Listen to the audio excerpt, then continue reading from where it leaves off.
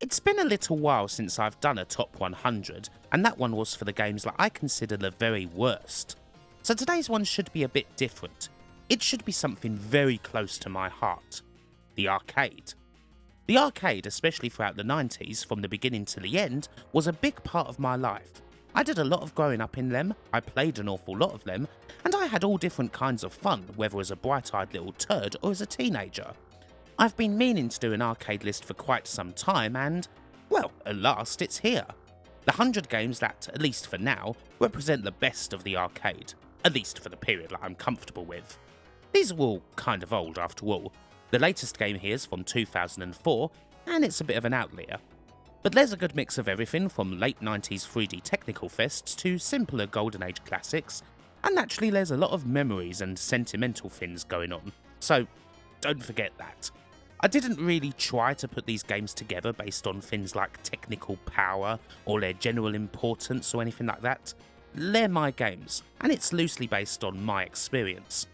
I have no doubt that if I put this list together again, even with the same 100 games, a lot of things would have changed, but I'm rather happy with what's here. And with all that, well, we've got 100 games to go through, and we should probably start doing it. Let's go. So this is certainly a game to start with. I mean, Pit Fighter isn't even that good. It's an amusing mess of a digitised fighting game with a concept and story that's hilarious. It's so cheesy. It's as if someone made a tie-in game for a direct-to-video trash flick that would take pride of place in a red letter media video.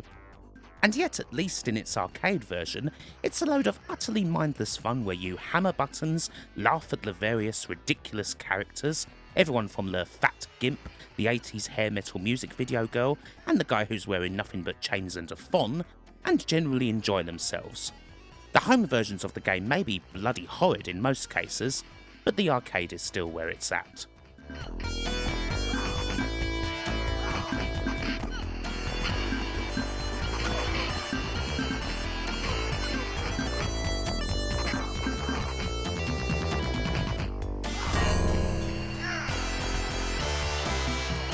Soccer Brawl is the first of a good few SNK games on the list. It'd be one if they didn't have a whole bunch of entries, really. It's not exactly the most famous one or anything, but there's always something appealing about a take on football that allows you to perform ridiculous super shots and also blast people rather than boringly tackle them. It's kind of a take on their own more famous Super Sidekicks games, but the Future Sports editions make Soccer Brawl a fair bit more fun than those titles are for me.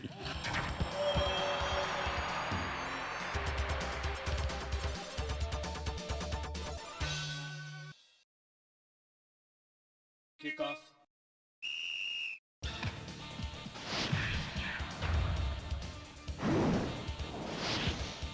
Now, here's one of the few cases of a microcomputer game actually coming to the arcade. Data East and Ocean had a bit of an agreement going for Robocop, meaning that Data East ended up porting Ocean's game, with a few little changes, to the arcade. An odd state of affairs, but the arcade certainly left a mark on me, being a huge Robocop fan growing up and everything. Seeing the movie is one of the first things I can remember even, so you can imagine I was all over this as soon as I started going to the arcades. The actual arcade itself is an okay enough side-scroller, although it's also an utterly gratuitous coin muncher, but hey-ho, it's Robocop, and therefore it gets a place.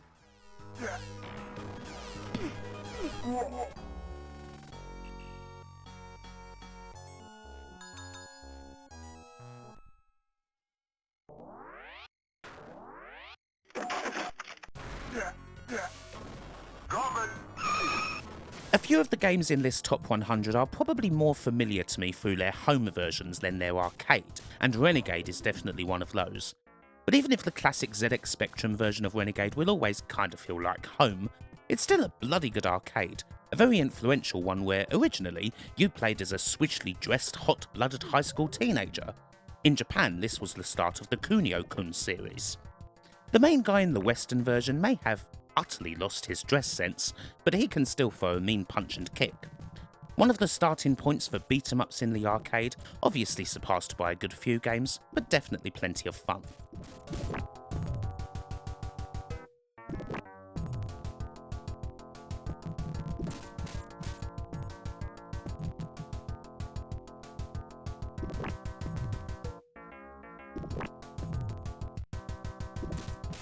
Here's a sweet little early arcade fighter from Taito. Great Swordsman gives you 3 attacks, high, medium and low, and 3 settings for sword fighting, fencing, kendo, and gladiatorial combat.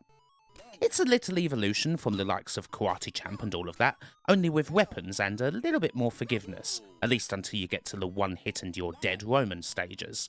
But being able to block with your sword and the satisfaction of timing a nice lunge makes this one rather cool indeed to this very day.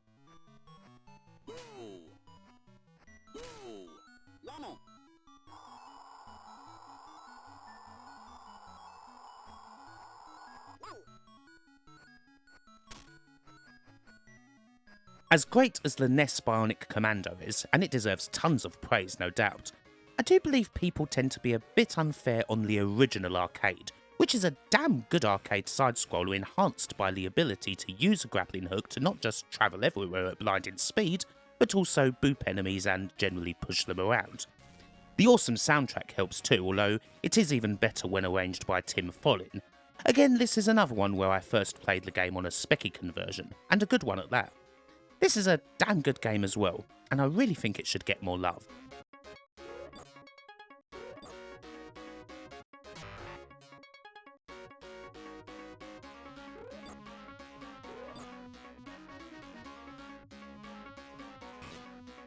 Tekken 2 being at number 94 is perhaps a reflection on the series getting better and better over time, of course. It's certainly a game I loved, even if upcoming sequels kinda superseded it. Hell, the first Tekken wouldn't be too far outside the top 100. No one really talks about it at all anymore, but I certainly remember the first time I stumbled across it in the arcade and was wowed by all the lovely 3D that was going on, even more so than I was by the first Virtua Fighter. There's better things to come, but all the hidden character unlocking, combo throwing, and general iron fisting is very strong in this sequel.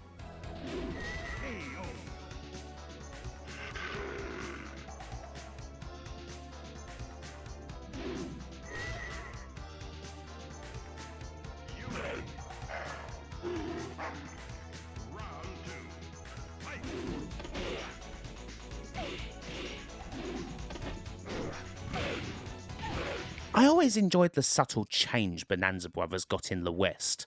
These guys aren't actual robbers. No. They're ex-thieves testing out the security systems of these buildings. Yep, absolutely. Nothing sus at all about that. Whether they're actually nicking everything or not, this game's tons of fun. A little odd for the arcade, but it works while also being really nice and crisp looking. Well worth playing the arcade if you're more used to playing it in the home.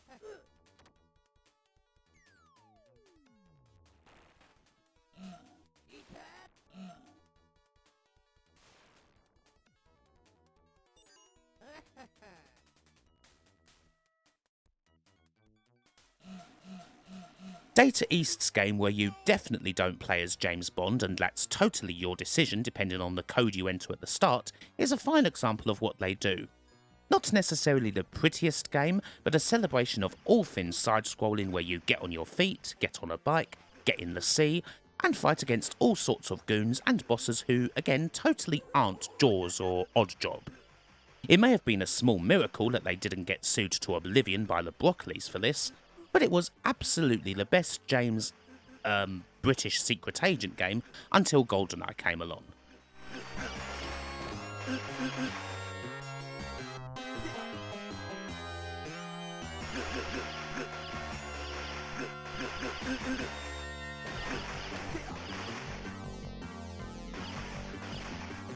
MK2 is obviously great, although weirdly my arcade love for the series kind of extends more to the original these days. Maybe because the computer's less of a cheating bastard in the original? No matter though, if you had friends and you didn't get told to piss off by teenagers you tried to take on like I did, MK2's a superb sequel where everything's bigger, better, and ooh, nastier. The game that confirmed Mortal Kombat as something that was here to stay and wasn't just a bloody one-hit wonder.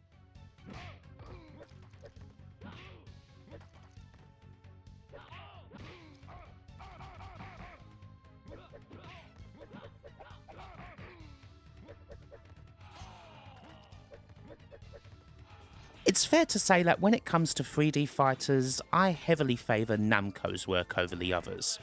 Still, it would be silly for me not to mention the impact of seeing Virtua Fighter for the first time, bleary-eyed, early in the morning at Gatwick Airport, sometime in the 90s. It certainly was enough to wake me up. Back then, those sprites actually looked pretty damn real. And even though you may laugh now, it's still a very good fighter indeed.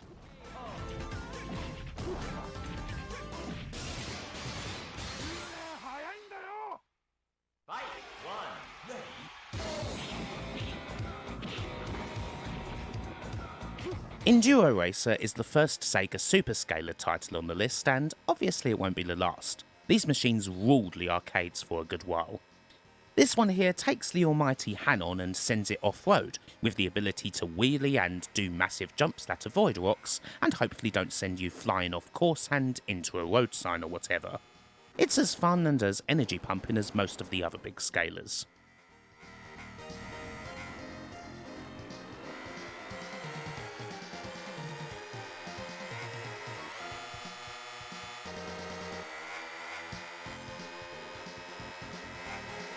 Vendetta.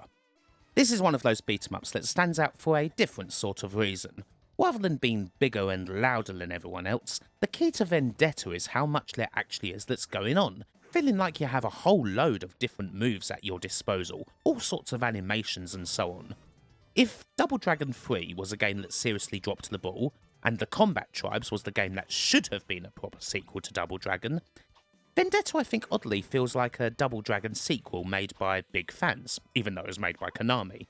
It feels like it carries a lot of inspiration from Technosis titles, more so than others, and it's certainly not as big graphically as other games from 1991, but it is bloody entertaining.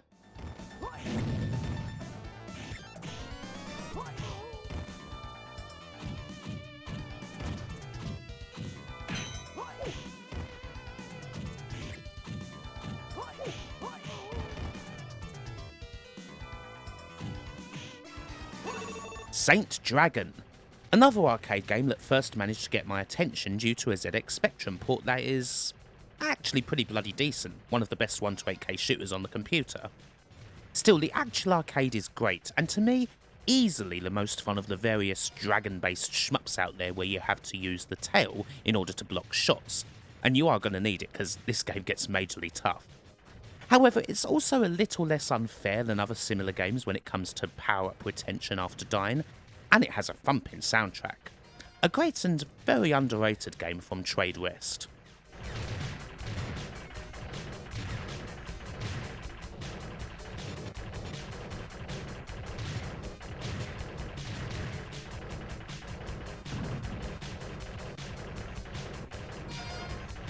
Donkey Kong is the first Golden Age arcade game in the top 100, and there'll be plenty more appearances from old masters, don't you worry. It's Nintendo's Smash, it's the first appearance of Mario, it's all of those things, but yeah, still excellent without taking any of the historical importance into consideration. Donkey Kong was kind of before my arcade time, so weirdly the main place I remember playing it for the first time was on a very good Amiga homebrew port back in the 90s, that I'm pretty sure was on a cover disc of some description. The same applies to a couple of other arcade classics we'll see a bit later, but Con is one of those games that usually works out okay no matter how you play it, especially when you get to hammering those barrels.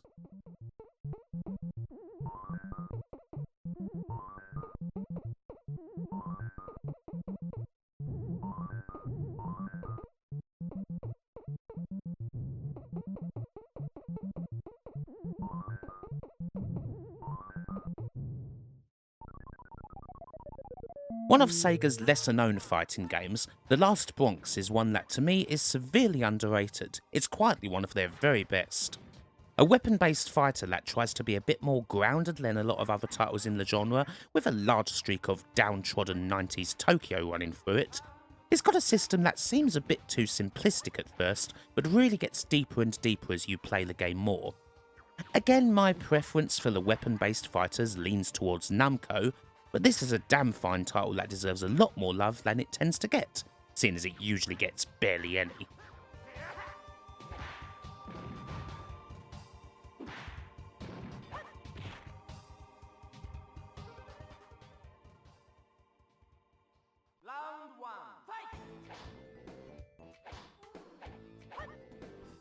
One of the most iconic, most influential, and certainly one of the loudest of all the Golden Age games, Williams Defender is like most other Williams games, a complete assault on the senses that partly got to where it was due to the superb play, and also partly due to being the loudest bloody thing in the arcade, punching you in the face with ear-bleeding shots and kaleidoscopic explosions.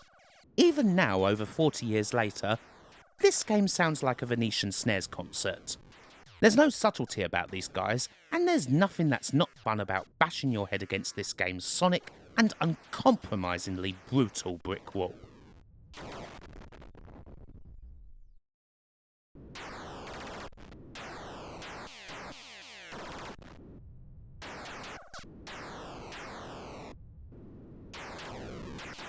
Much like RoboCop, Aliens is another adult movie that could be enjoyed by kids in coin-op form.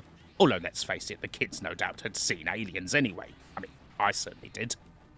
This is the first of several fantastic Konami licensed tie-ins that we're going to see, and even if Ripley may have blonde hair for whatever reason, even if the aliens have all suddenly gone a putrid shade of pink, it's a rocking and very playable side-scroller from guys who are obviously pretty bloody good at side-scrollers.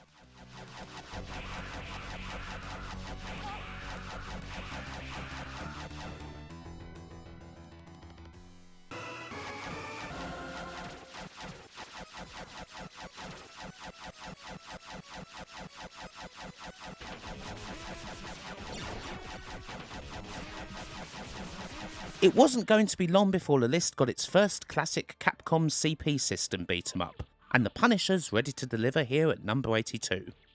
There's no real contest in the end. These guys are the undisputed kings of the beat-em-up form, and the Punisher is a good first game to show off several of the reasons why. No matter how long a single credit ends up lasting you, you're gonna come away from this one satisfied. You've beaten the crap or shot the crap out of a whole load of bad guys, done some cool action set pieces, and you'll generally feel like you've handed out a whole lot of justice. Capcom's formula was tried and tested, their beat-em-ups didn't do an awful lot of deviating from it, and it worked every single time.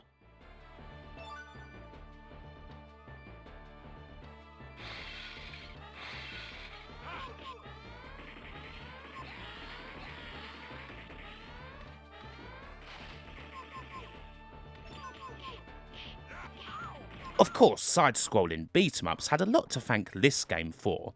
IRM's Kung Fu Master was certainly one of the first to revel in the joys of punching and kicking enemies in the face.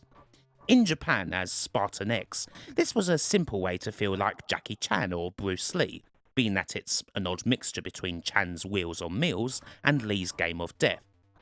The feeling is much the same in the Western version, even if the adaptation side is a bit more hidden away. Take the goons on from all sides, be fast on the button, and avoid being hugged to death. It's the sort of simple play that never gets old.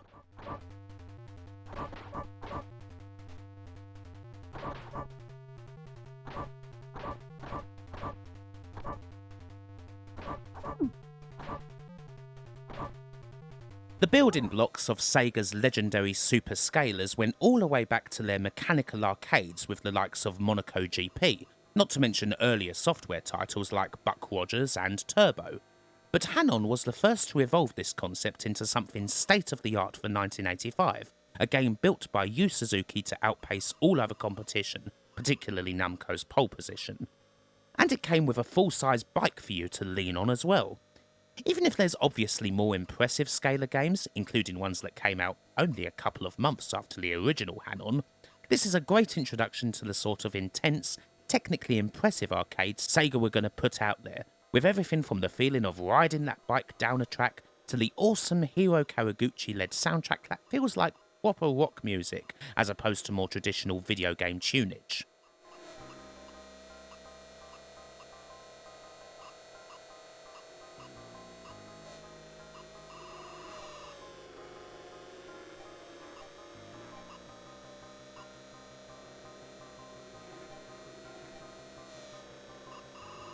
We all used to love coming across arcade games in places that aren't arcades, didn't we? Chief amongst these places was usually the takeaway, and it always seemed as though Neo Geo games were the most common. Perhaps the versatility of the MVC system had a fair bit to do with that. Anyway, Aero Fighters was the game of choice in our family's favoured chippy, and when you've got 5 minutes to wait while the cod's getting fried and you've successfully pestered Dad for a spare 20p, this lovely little vertical shooter's definitely going to hit the spot.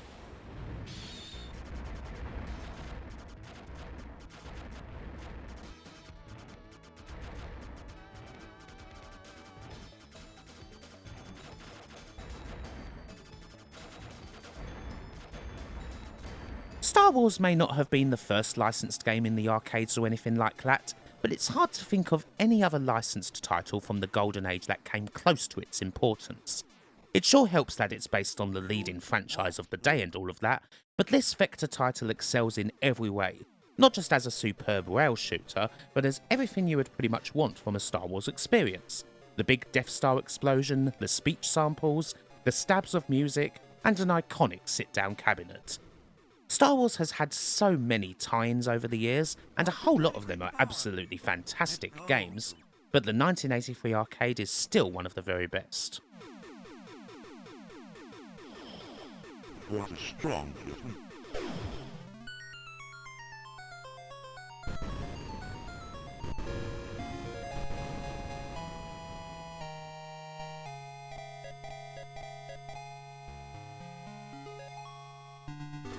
Rampage, a game that revels in glorious, dumb simplicity. You're a gigantic, supernatural, radioactive or whatever beast. Now go forth and knock down some buildings. No one's ever going to say that this game's play is deep and involved, but it's got no interest in that. We're here to stomp across America, grab poor innocent civvies and eat them, and tear buildings asunder until the military inevitably puts a halt to proceedings, leaving you a naked and rather embarrassed man awkwardly chucked back into the real world.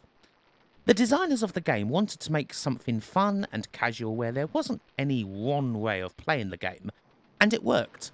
This is a whole load of fun for 5 or so minutes, and that is perfect for an arcade setting.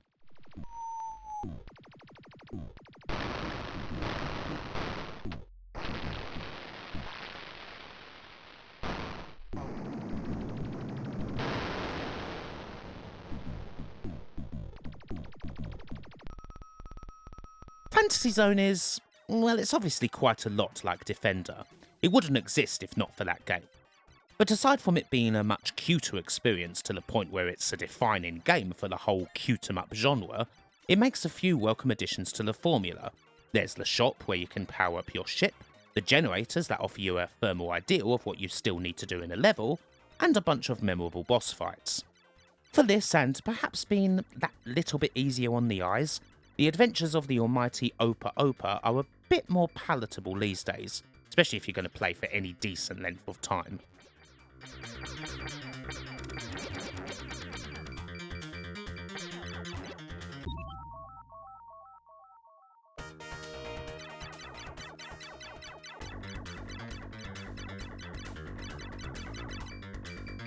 Basketball just works so well in the arcade, doesn't it?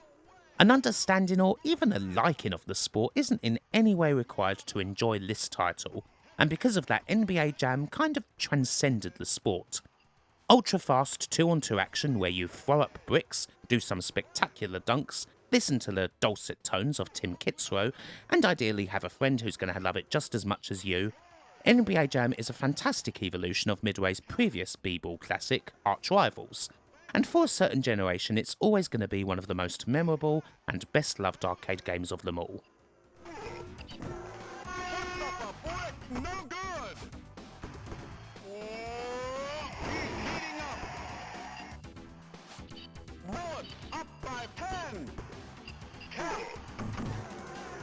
I've never been too big on the shooting gallery games where you've got a big massive machine gun or anything like that, the Operation Wolves and what have you.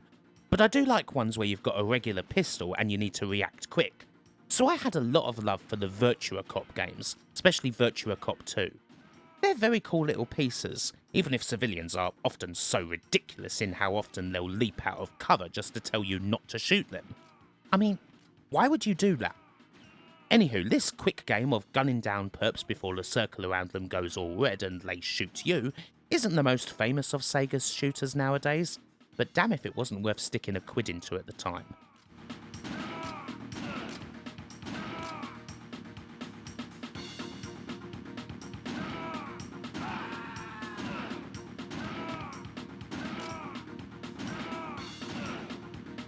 Cave, masters of the bullet hell genre of shmuppage, make their first appearance with one of their few forays into the horizontal. Pro Gear is a typically beautiful game by them, with lovingly crafted sprites to go along with the very pretty and exceptionally deadly shot patterns. And, well, it's also by some distance a hell of a lot less cringy to play than Death Smiles is. I've always leaned more towards the vertical shooters as games that I prefer playing, but this is a definite gem and one of the best horizontal shmups of them all.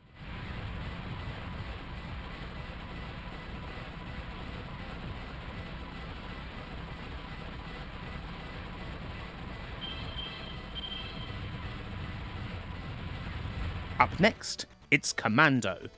You know, just to continue with the little theme of blasting everything in sight. Commando had a little misfortune back in the arcade due to SNK's Ikari Warriors kind of stealing its thunder, but this to me has always been the more fun game. A lot of this has to do with the ability to really rip through Commando if you're able to, moving like greased lightning towards the last bit of the stage, trying to get the bonus general, and feeling like a proper hero with every well-placed shot. Iconic home ports for the NES and the microcomputers also help, but the original arcade definitely gives off that one-man army Rambo type feeling.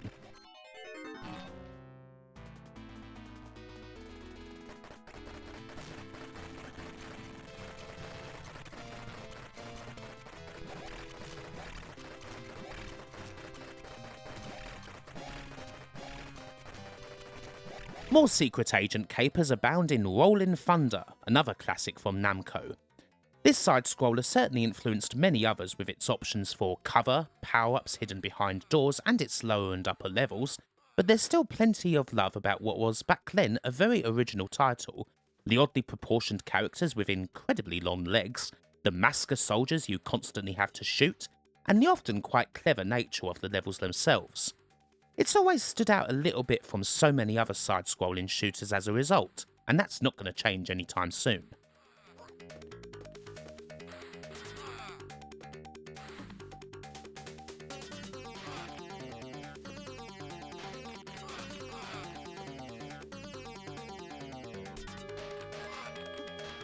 Well, this is by my count the 5th game in a row which involves grabbing a gun and blasting everything in sight. I'm not trying to send out some sort of subliminal message or anything, but that is just something you do a lot in the arcades, isn't it?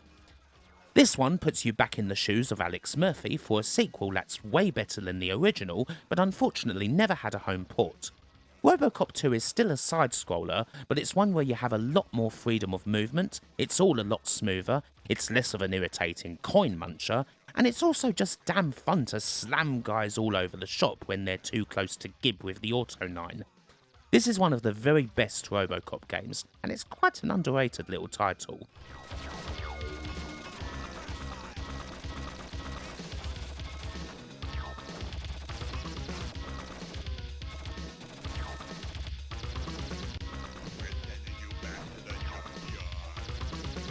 Of course, there's nothing all that underrated about Double Dragon. Technosa's beat 'em up, coming in here at the nice position of number 69, was an absolute game changer, the game that popularised and helped to create an entire massive arcade genre. The original Double Dragon, in spite of certain things like a lack of variation in enemies and a bunch of technical hiccups that do make it rather slow going at points, still has enough for it to be able to hang with other beat 'em ups that came later, especially when it comes to a whole raft of cool weapons and moves, including the stupidly overpowered elbow. Weirdly, the arcade never had an utterly worthy sequel to the original Double Dragon. The second was too similar, the third was absolute rubbish, but good sequels would certainly come out in the home.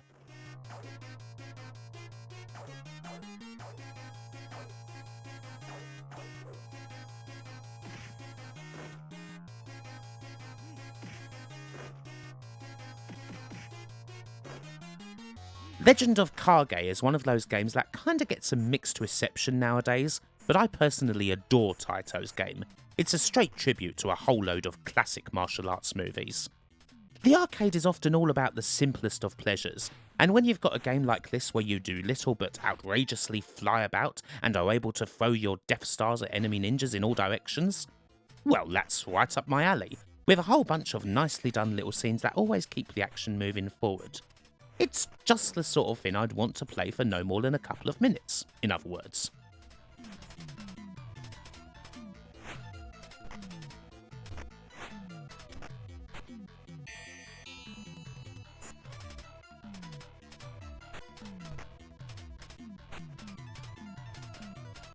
It's taken a while, but Crystal Castles is the first game on the list where the optimal way to play it is with a trackball, something that I always struggle with, but despite that there are a few trackball titles on here. Still, as fun as the game is, with all of its batting of the ball and struggle to collect the gems before either the enemies do or before they kill you, the main thing I love about the adventures of old Bentley Bear here simply is how it looks. To me, this is still one of the absolute best looking arcade games there's ever been, even if it's nearly 40 years old. There's just, I don't know, something about this heavily geometric style, something that's apparently an example of trimetric projection, if Wikipedia is to be believed. Did you ever watch MTV2 back in the late 90s or early 2000s? It feels like the guys behind that channel's aesthetic played more than their fair share of Crystal Castles. I adore it. Game's great too.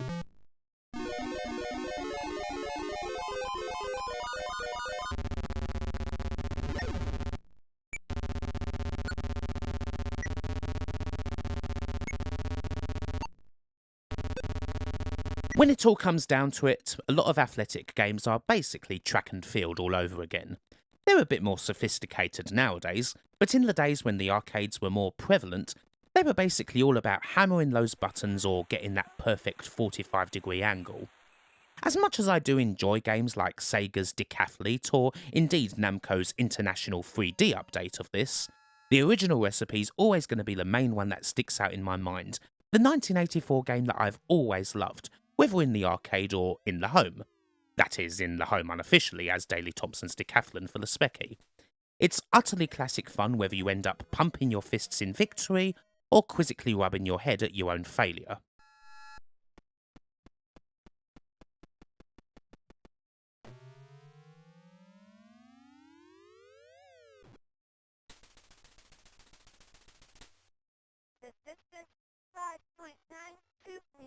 Speaking of influential games and original recipes, well, it scarcely gets more influential than this. Space Invaders needs absolutely no introduction. If this were a list based more upon importance rather than pure personal taste, obviously it would be a great deal higher. But I do have a lot of taste for the original Space Invaders, even as it gets closer to a 45th anniversary. It still manages to do a lot with very little, just a few universally recognised alien sprites, a little spaceship to blast them with, and that relentless boop boop boop of their movement that gets faster and faster the more aliens you shoot down. It attracted tons of people towards it for damn good reasons, and those reasons are still very much on show in 2021.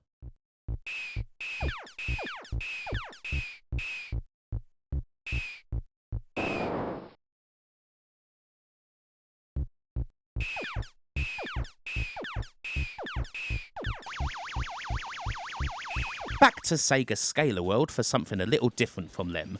Thunderblade, one of the most spectacular of the classic crop of scalars, tries to do damn near everything.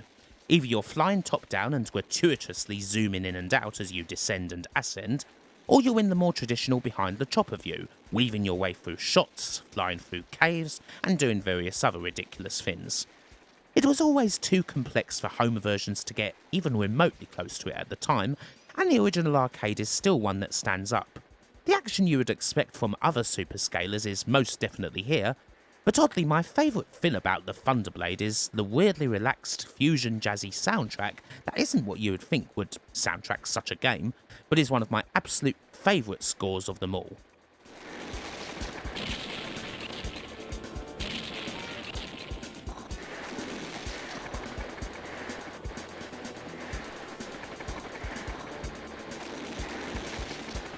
There's a good few games I can think of from the days when I dragged my parents to arcades regularly that were always absolute must-plays, every single week.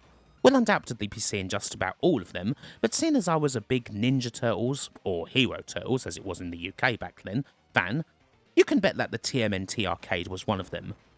I even managed to beat it. Sort of.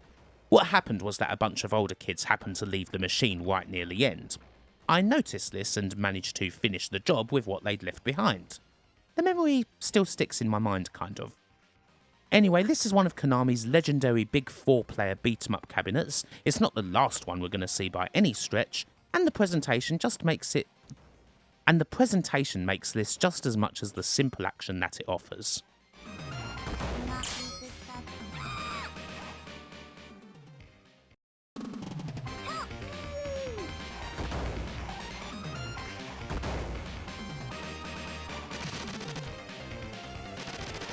More trackball fun, and this time it's with the almighty Marble Madness. Actually, a lot of what I said about Crystal Castles can apply here too. Again, the look of this game is something that I absolutely adore, and what has always driven me towards this game as a definite favourite of mine. But there are some other things here. Mark Cerny's game has an odd atmosphere, an oddly eerie touch that you don't necessarily find in most arcade games without actually trying to be scary.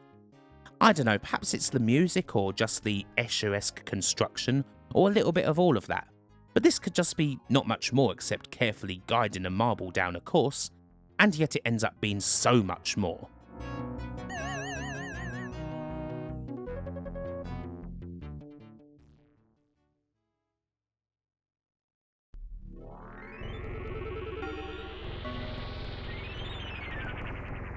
Well, here's our first Capcom fighting game, and I'm most certainly happy to put an entry from the Vampire Savior series here, or Darkstalkers, whatever you prefer really.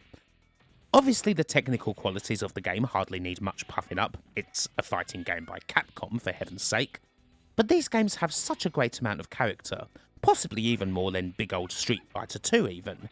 They have such a memorable roster, everyone from Morrigan to John Talbine, Felicity to my own personal favourite, cutesy psychotic bounty hunter Baby Bonnie Hood. This could be an entry for any Darkstalkers game, and in a way it is basically an entry for all of them, but Vampire Savior 2 for me is just the one that got chosen today.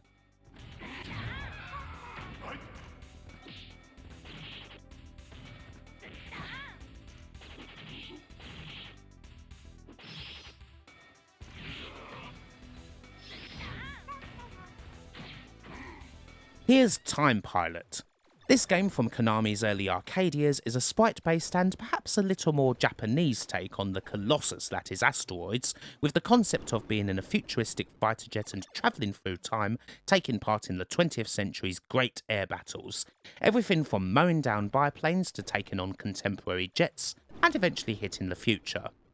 You get further points for rescuing hostages, which is ostensibly your main mission, but for the most part you're getting through the waves of bogies, dodging them and their shots in manners that are often rather daring and always satisfying. A classic Golden Age game.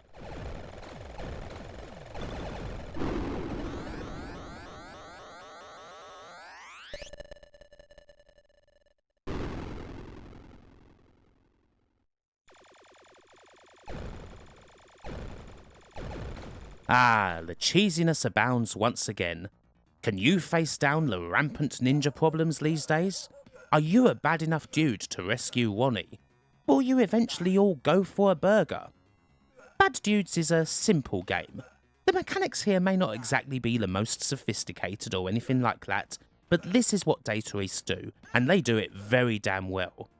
Plus it all comes with a nice bit of self-reference and a great deal of humour, whether it's battering up Karnov in the first stage or dodging enemies that have inexplicably decided to set themselves on fire. Ridiculous, yet also brilliant.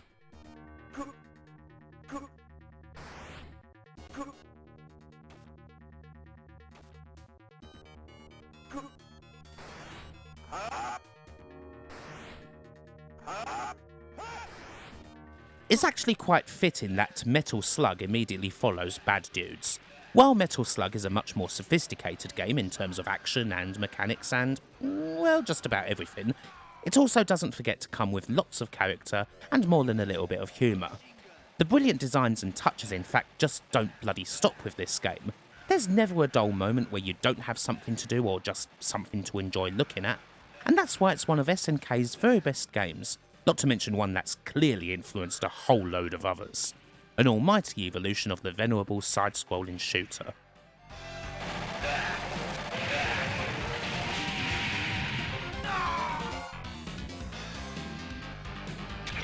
Thank you.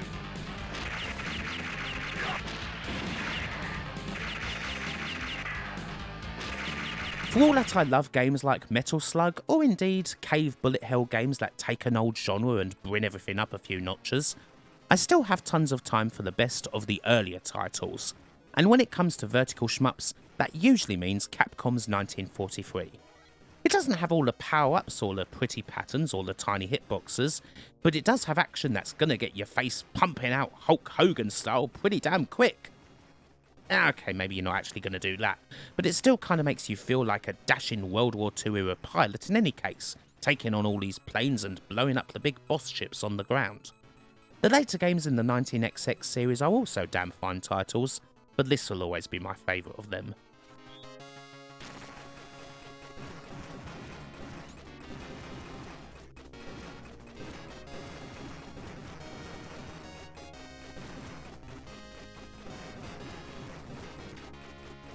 Around the time I started going to arcades, Final Fight was still very much all over the place, as you might expect, but Knights of the Round was also not hard to find. I guess that's not too shocking really, but damn, this is a right good and memorable one. Grab a legendary British hero and hack your way through the sinister sounding likes of Soldier, Mask Man, Birdman and Fat Man. Occasionally you even get to go on a horse and stomp them into the ground. It's not quite Golden Axe, but still an almighty entry into the world of hack and slash beat 'em up carnage.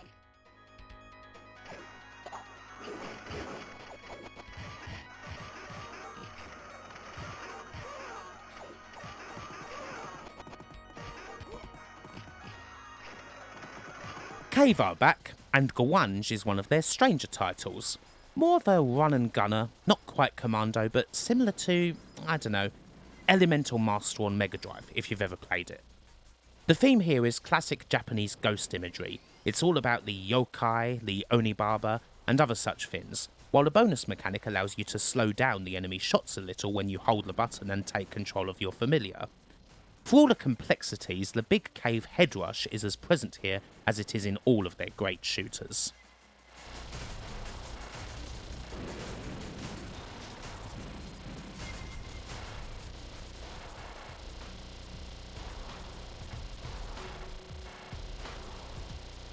For something a little similar but way earlier, how about Sega Ninja? Known as Ninja Princess in Japan, this traditional run and gun, or run and throwing star I guess, takes your female ninja through various scenes on the quest for squalls and goon murder. The feudal vibes are perfectly cool and the enemy numbers are overwhelming. It's good that our ninja can disappear for a second to evade shots, something very satisfying indeed to pull off. One of Sega's best early arcade efforts, this also had a great, although oddly gender-swapped, port on the Master System.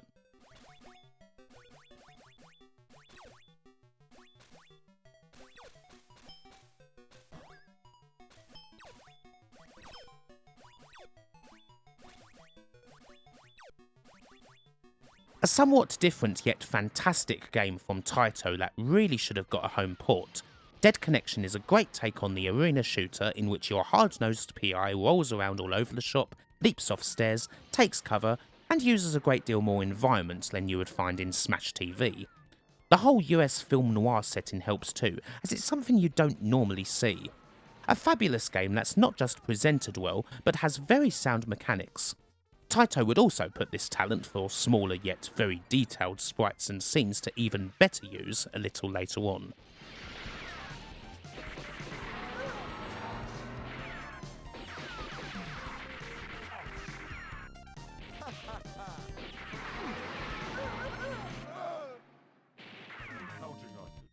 The thing with Pan is that I could have picked any of the fricking games here.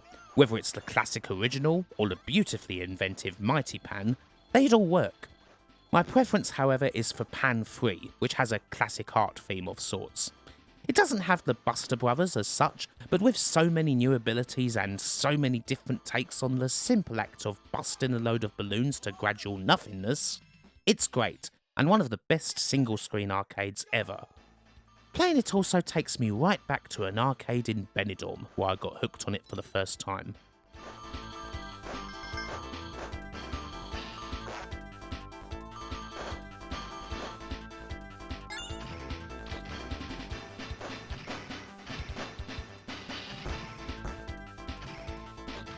Games like Pan 3 weren't necessarily in every arcade you went to, while something like Daytona USA, well, that probably was, so long as it's got enough room to fit in.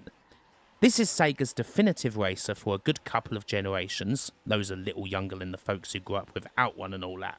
The still great 3D, super fast racing and, well, obviously the soundtrack too, with those loud and passionate Takanobu Mitsuyoshi vocals.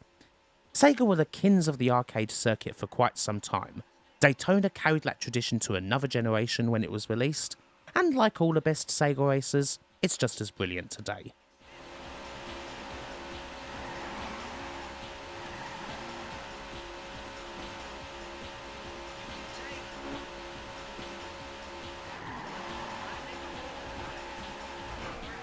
The start of the top 50 takes us back to the golden age, and back to the brutality of Williams. By which I don't necessarily mean difficulty, I mean being full on and in your face. Sinistar has a classic gameplay loop. You fly around desperately mining Cinebombs, stopping enemies from grabbing them and so forth, until eventually, "Beware, I live," announces the arrival of one of gaming's earliest and greatest boss figures, the titular ship.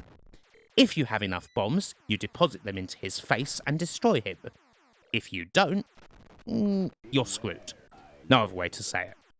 Sinistar himself, with all his speech samples and lat roar as he eats you alive, is undoubtedly what makes this game legendary, although it would still be good even without such a villain.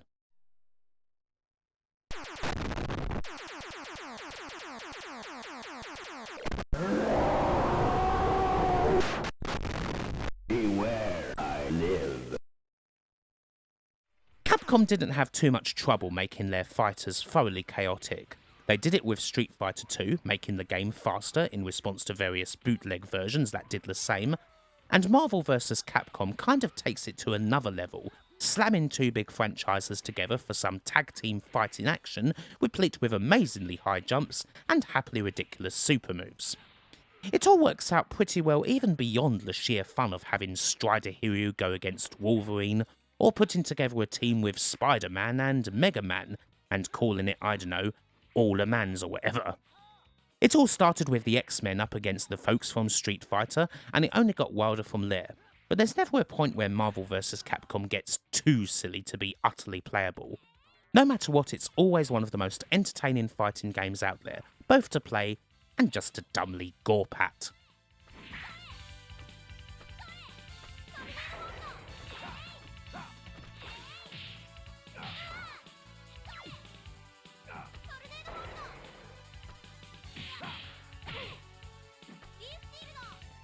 Weirdly, Gyros is another game that kind of bashes two different things together, playing like a cross between Konami's own Galaga and Tempest, with a soundtrack that's, slightly inspired by the old band Sky's take on Buck's Toccata and Fugue in D minor.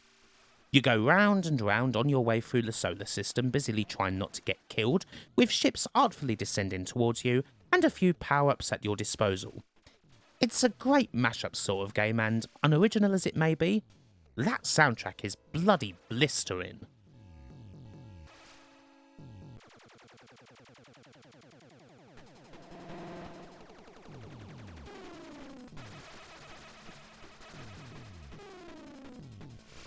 One of the arcade's great cult classics, Windjammers is a game loved by damn near everyone who plays it, often imitated, especially in recent years, but not something that's truly been repeated.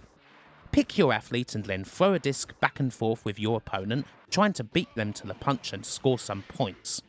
The action can be pretty wild, especially when you're not sure how the disc's gonna bounce, or if you decide you've got the opportunity to rush forward and take a bit of a risk in order to get the victory. Considering that each set's only 30 seconds long, it's not like you have a whole load of time. And then inevitably, in your quest to outpower your rival over the net, you get bloody caught out by the dreaded slow curling one. This slice of one-on-one sporty action just managed to get it all right, and for the time it's pretty much unique.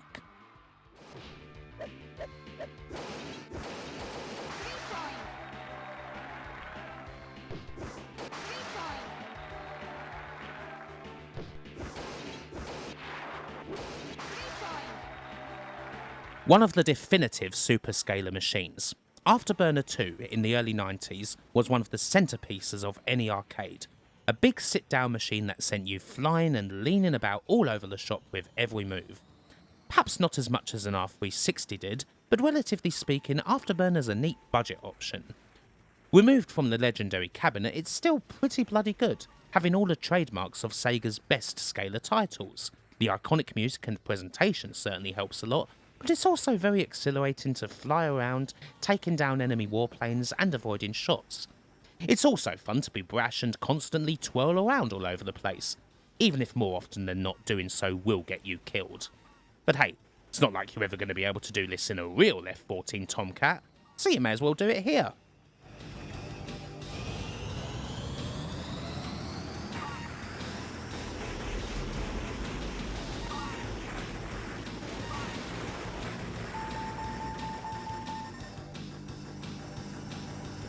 Total carnage! Big money! Big prizes! I love it! Are just a few of the utterly inimitable phrases uttered by the host of Smash TV, the world's most popular and most violent game show where contestants risk life and limb just to win a couple of $1 million and about 1 billion or so VCRs. Eugene Jarvis's update on his own almighty Robotron 2084 adds a glorious sheen of dystopia to go along with a whole load more power-ups and enemies, and the end result is more than worthy. There's such a great flow to Smash TV, especially when you're able to smoothly move from power-up to power-up, taking out wave after wave of enemies in the process, and switching from rockets to bombs, from speed-ups to shields, all sorts. Whatever it takes in order to survive, and hopefully with the odd extra life or two here and there. Of course you'll most likely die eventually, it doesn't take much to be cornered, or to step on a mine, or to take a stray bullet. But it's always tempting to get another coin out and get right back into the fray. 10 seconds!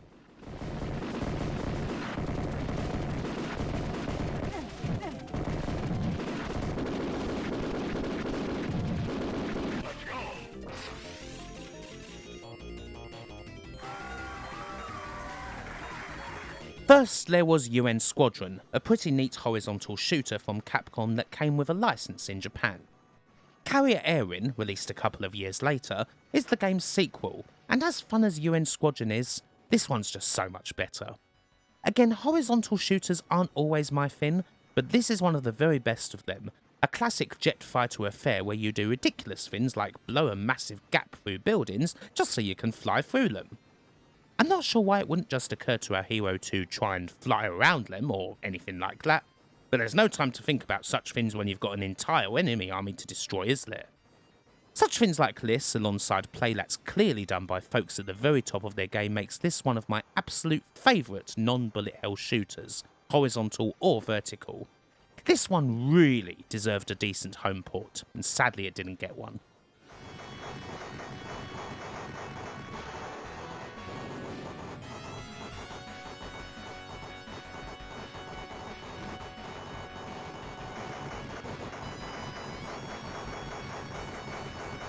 Daytona USA was only a few entries ago, so you can probably guess that I had a little conundrum in my head on whether to go for that game or Sega Rally as my favourite of Sega's 3D racers.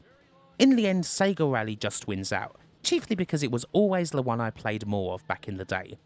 Something about the rally setting really worked with this one, from the calls of easy right and long medium left and all that, to all the jumping around and wowing, and the tons of great feedback that came with it. Back in the mid-late 90s, this was simply a must-play whenever I came across it.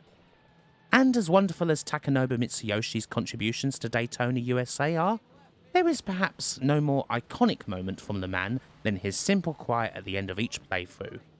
Only Outrun 2 beats this as far as Sega's 3D racers go, and seeing as that's kind of always been a home game for me, this ends up grabbing the top Sega 3D spot. Hey, left. Wow, medium right. Easy right, easy left. There's a whole load of football arcade games out there, and like a lot of football games in the home, a lot of them either haven't really held up to time, or they were kind of bland from the very beginning. Only the strongest ones survive, and Football Champ is, for me by some distance, the greatest football arcade game ever. It's not that it does too much that's outrageously different from the likes of Super Sidekicks or World Cup 86 or anything like that, but the play is smooth, actually well balanced for an arcade footy title, and most importantly, it's satisfying. Chipping the keeper is always bloody great. It also has a lot of personality. It's always fun to accidentally knock down the lumbering referee so that you can quickly chuck a punch or a V-trigger the way of your opponent. It's even got the super shot, that rarest of occurrences which needs quite a few things to fall in place in order to be activated, but when it happens, that's quite awesome indeed. As far as I'm concerned, still the best footy game the arcade's ever produced.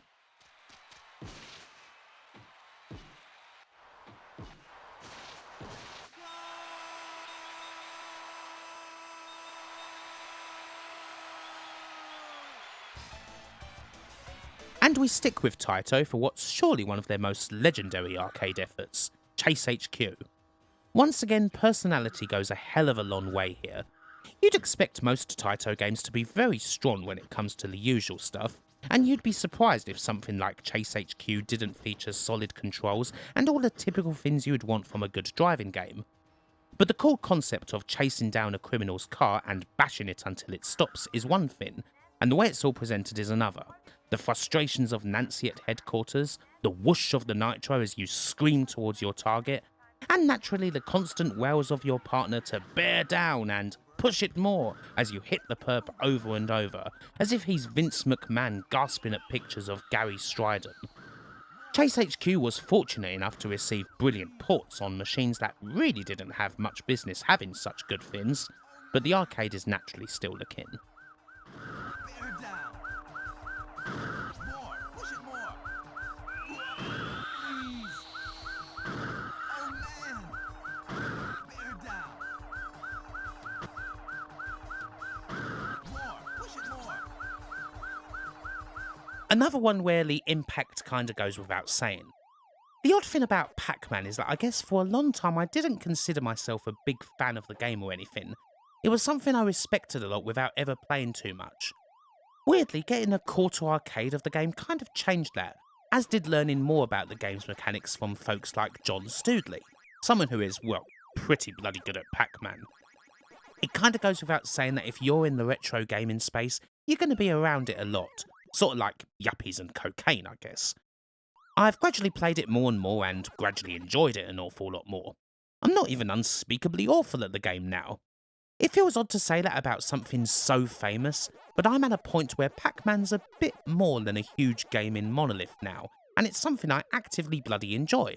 Enough to kick off the top 40, that's for sure.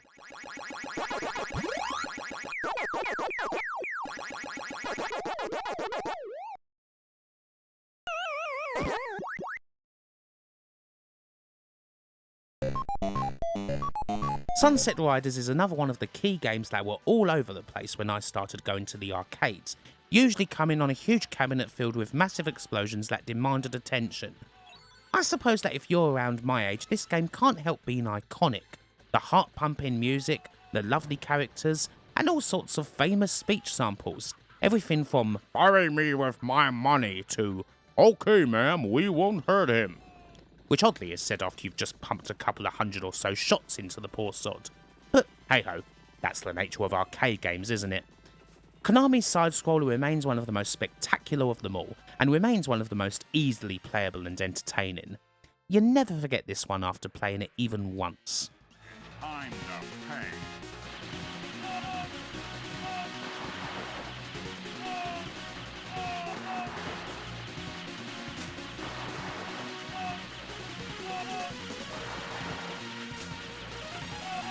Cave's shooters are just getting bigger and better, and Mushihime Sama, otherwise known as Bug Princess, is second only to one other for me, which we'll be seeing a bit later.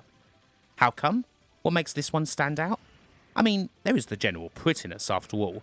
This is the most recent game on the whole list, originally coming out in 2004, and as you might expect, the graphical work on this is at some freaking ludicrous level, as well as striking a right balance between good old school fantasy, a bit of anime, and of course the pretty and highly deadly patterns of shots you expect from a cave bullet hell title. And of course you get the rush of playing these games. They look ridiculously hard, although they're actually not really as hard as a lot of old school shooters I could mention, and the satisfaction of escaping the waves of bullets without dying or using a bomb is almost unmatched. Lovely title.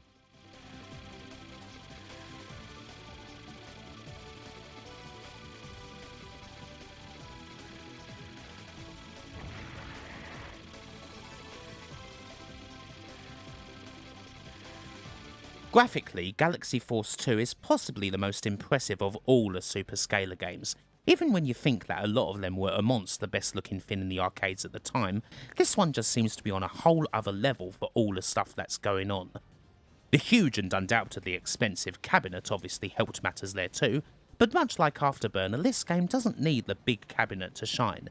It's a legendary space shooter no matter what, helped along by a cracking soundtrack that, much like Thunderblade, opts for a more jazz fusion approach that's quite appropriate for the on-screen action. Still, an absolutely wowing technical experience like this one was one of the great reasons to go to the arcade, especially for those of us who didn't have much except ZX Spectrums and C64s in the home. And who boy did this game deliver on that front.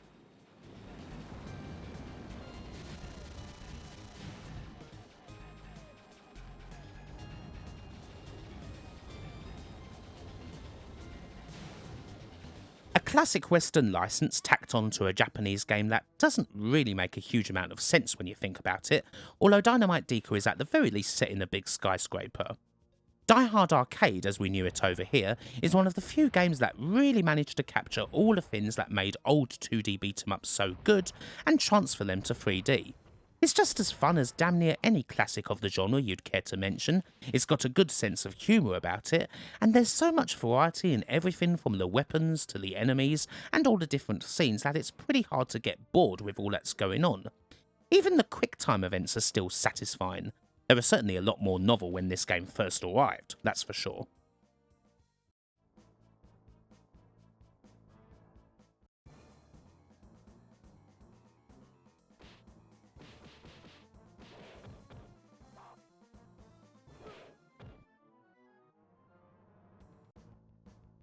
Another legend from the Golden Age, this time from Bally Midway. Whether you play it in Budweiser or root beer form, the aim of Tapper is the same. Frantically clear a bar of the patrons descending upon you, desperate for you to quench their thirst. It's a game of damn near constant calculation. Make sure you slide the exact amount of pints down there, take note of the groups that are getting the closest, judge whether you've got enough time to grab all the glasses, see if you can get a bonus tip, even if that presents its own risk.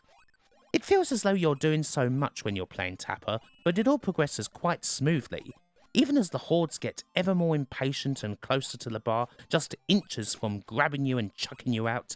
Even if there are so many different ways to screw up, it's still great to hang on, and even greater if you actually do manage to empty the bar, clearing out the ones who constantly come back for multiple drinks before another wave enters. Brilliantly complex and simple at the same time, and a true arcade gem.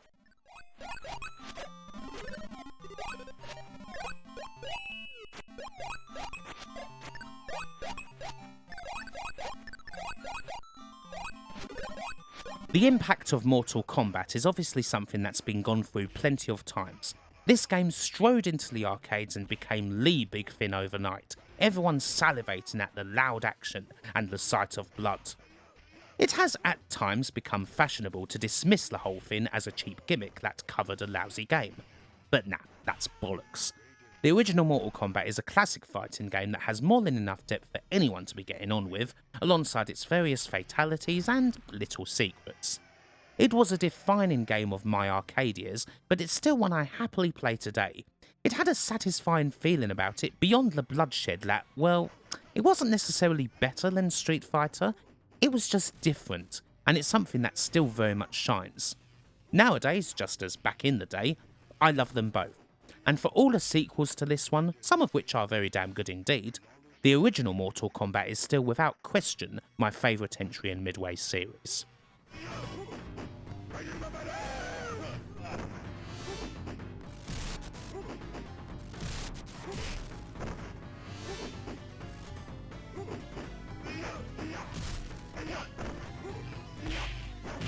They just keep getting bigger and more important now, don't they?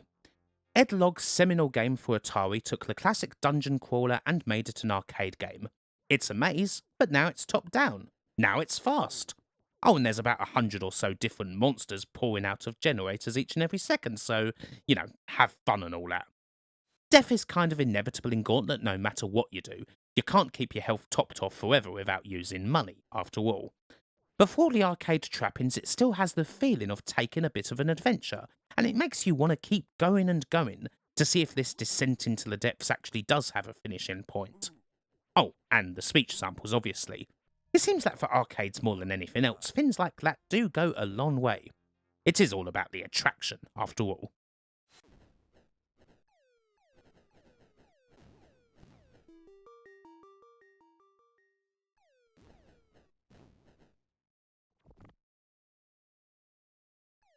It's been around about 25 years since Point Blank first came to my attention, and ever since then it doesn't feel like there's been any time when the game doesn't grab everyone's attention.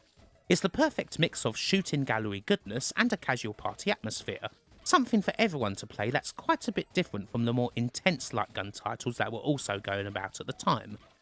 The appeal's just always going to be there. Even now, whenever I go to any expo or event like that, if there's a Point Blank machine, you can bet that there's going to be a big queue for it from the very start of the show right up to kicking out time on Sunday. Namco had both the more serious and the lighter side of light gun games down utterly pat at this time, and this is the one that absolutely everyone loves for bloody good reason.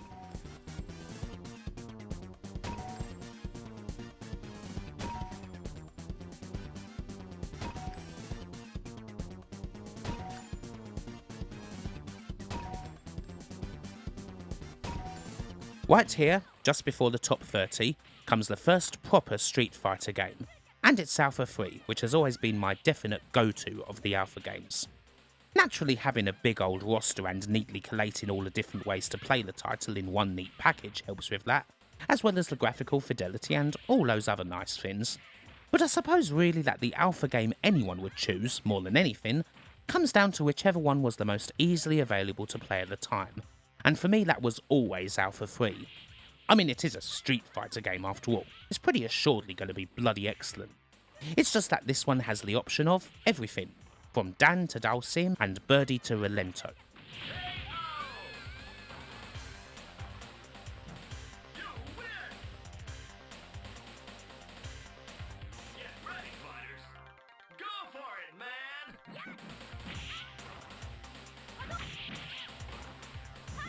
The simplicities of the Golden Age in many ways aren't actually simplicities at all.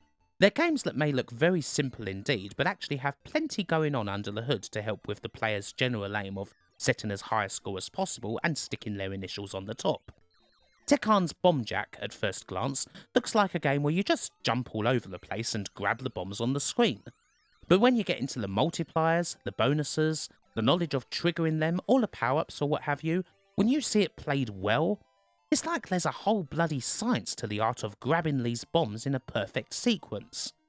But of course the other beautiful side of it all is that you don't need to know about any of that to have a good time, and I can safely say that this is one of the most addictive and flat out greatest games of the entire Golden Age period.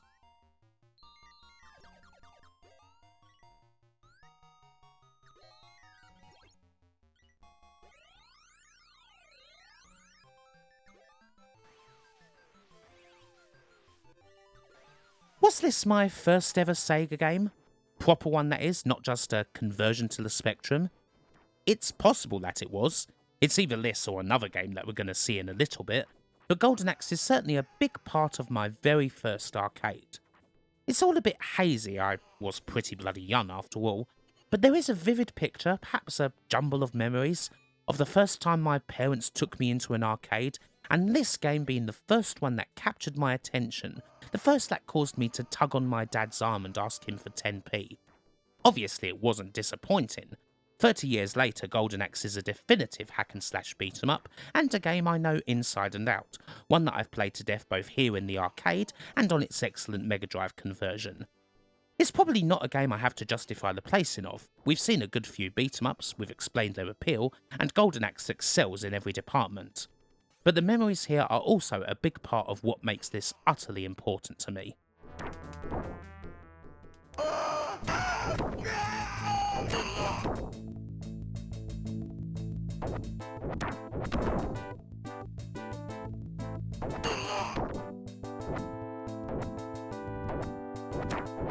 Every time we've pulled from the Williams well, we've talked about how these games tend to just beat you about the head with the loudest colours and sounds possible. The best way to attract customers, in their eyes, was clearly through an appealing form of physical assault. Robotron 2084 is perhaps the best example of this, while also being one of their best games beyond all the intoxicating shit that's happening. This is Eugene Jarvis after all, and it's his original arena shooter that would inspire so much that came after, by himself and also by other people. The one where you save the last human family. That is, if you get to them through the waves of bad guys who are going to kill you in seconds flat if you don't control them. It has a certain vibe that a few Golden Age games have, a touch of darkness, a wonder at why these folks are the last human family. But putting the wank hat on and contemplating whether Robotron was a game made by folks who didn't think the human race had too many days left for whatever reason, doesn't affect the core of the game and how it is so freaking good.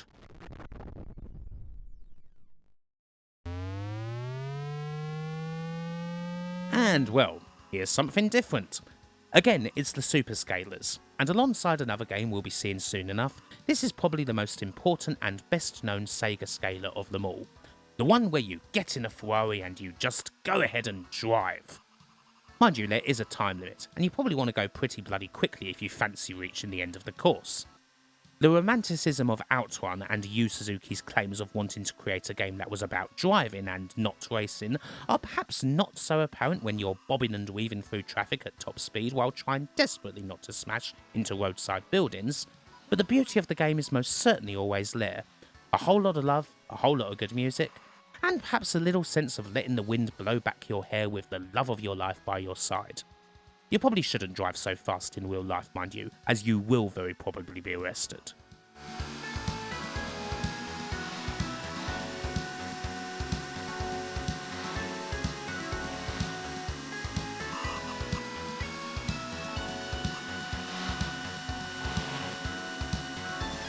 Once again, we go from light, bright and vibrant to a game that is, well, basically a bloody void. I'm not sure if there's any more sudden graphical shift in this top 100 than the one that takes us from Outrun to Asteroids, one of the vectorkins of the Golden Age, and a game that's just, well, lines. Lines and lines and lines, usually forming the shape of rocks you need to break apart. It's that simple. In fact, Asteroids is exactly like real life. You wheel around confused and end up doing little except break rocks until you inevitably die. Screw the aspirational nature of Outrun, this is reality. Okay, I'm clearly talking absolute bollocks here. This is just a simple game of survival, after all. But all these years later, it's still one of the best. Still one where careful flying and just scraping past these lethal space boulders is exciting and stimulating, and clearing a wave makes you damn happy. For a couple of seconds until the next one comes along, and then it's back to it. The grindstone never felt so good.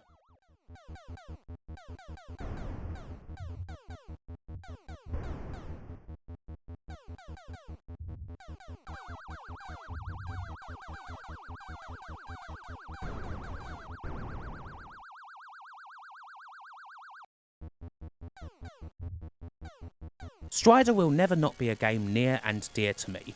I've talked about it endlessly in the past and will happily do so again. This hacking side-scroller has to take some sort of prize for endless scenes and set pieces. Boss fight after boss fight, the anti-grav section, jumping from chopper to chopper, the one where you race down an exploding slope and make that big jump. It just doesn't stop.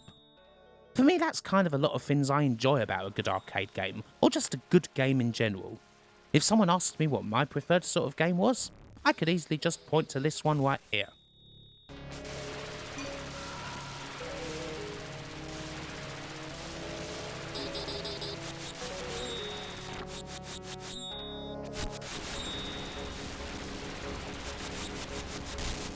Soul Calibur is more famous today, but weirdly, something about the original has always made it my favourite. I could talk about the dirtier mid-90s vintage aesthetic and all that, but that's not really it. It's more to do with holidays in Clacton, where I probably spent at least half of my time in the arcade on the Caravan site playing Soul Edge. It's not like there was a whole lot else to do, to be honest.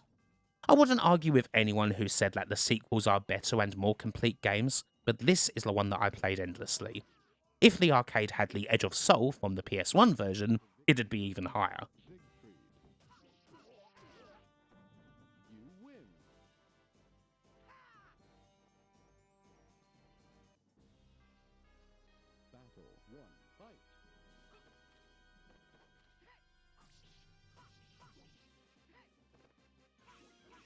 Final Fight gets a nod over Strider in this list, whereas it didn't once before.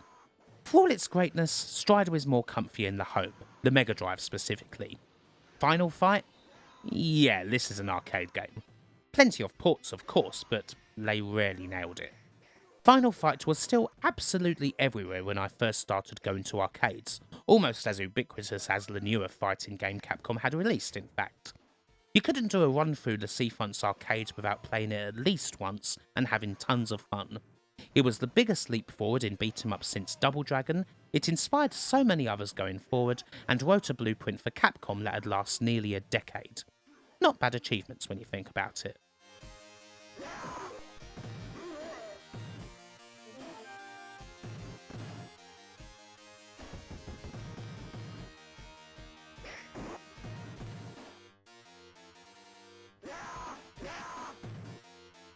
A similarly ubiquitous title, this one. An arcade just didn't feel complete if it didn't have Joe Masashi's eyes peering emotionlessly at you from this game's attract mode. But this was, for me, the arcade game at the end of the street. It was in a little video rental store, and I soon got hooked, wanting my dad to take me down there every night just to play Shinobi. I can't remember actually renting any videos from there, I have to say. It did kind of close down after a short while.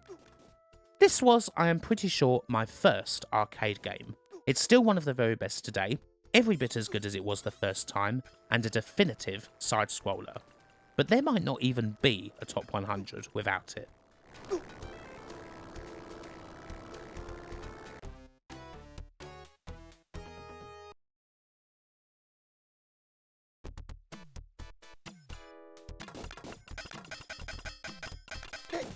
The venerable side-scrollers of old like Shinobi did soon get a glow-up, of course. We've seen that with Metal Slug, and Elevator Action Returns for me is another prime example. You take a famous old arcade that's kind of dull in all honesty, use a similar miniature graphics style to Dead Connection that we saw previously, and this masterpiece as a result. Overused word? Sure, but Returns is very hard to find any sort of fault in, and filled with wonderful ideas. Sometimes it's very much worth taking something that's a little past its sell-by date and giving it a new lease of life.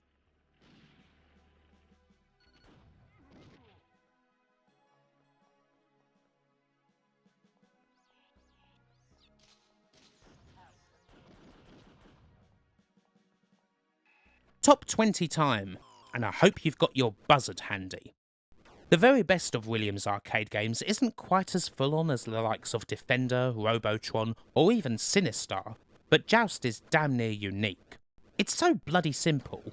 All you need is careful button pressing so that you can get the higher ground and knock your opponent's block off, collecting their eggs along the way.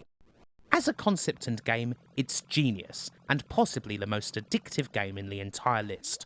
I have spent hours playing Joust, not even recognising the time that's flying by, because it's such a pure gameplay experience that you constantly want more of. Considering that arcade enjoyment's usually measured in minutes, that's not bad, is it?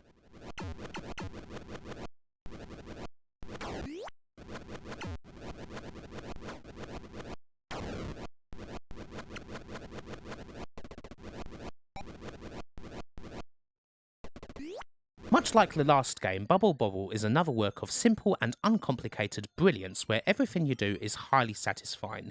You trap enemies in bubbles and then, hopefully, you burst them all at once, leaving a whole bunch of fruit and various other trinkets as your reward, while one of gaming's greatest earworm soundtracks plays constantly in the background. It's a game that works anywhere, gradually gets more complicated as it goes on, and is a game that, well, kinda just knows how good it is, really. It's destined to be a game that sticks with you no matter where you play it for the first time, and no matter when you play it. I've been occasionally hitting up Bubble Bobble for the last 30 years, and it still feels as fresh and as glorious as the very first time.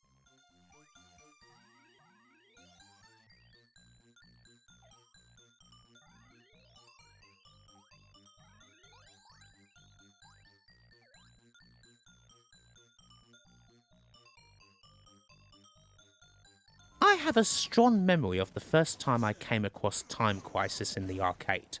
This huge screen cabinet with a single gun. Not something I'd never seen before, but then you also had the addition of a foot pedal. There wasn't all that much like it, and it was a curious thing. Playing it for the first time and realising that you use the foot pedal for taking cover, that's a game changer.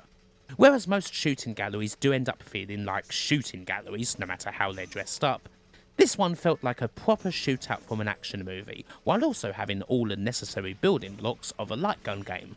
The regular goons who'll usually miss you, the red ones you've got to take out sharpish, the various environmental hazards, bonus opportunities, and of course, the race against the clock. It was a brilliant must-play game then, and it most certainly still is now.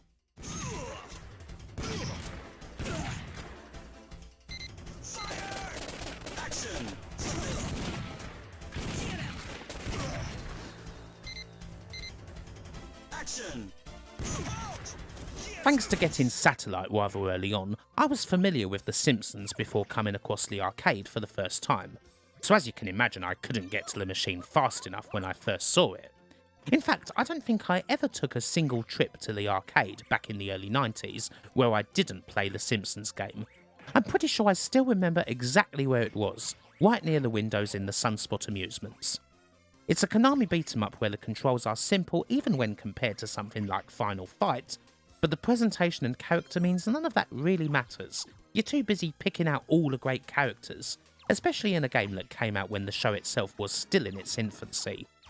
It's not quite Konami's top game on this list, but it's not far off due to the huge impact it had on me, and it's criminal that it barely made it into people's homes. Mind you, the rather late and obscure C64 port of the game is far better than it had any right to be.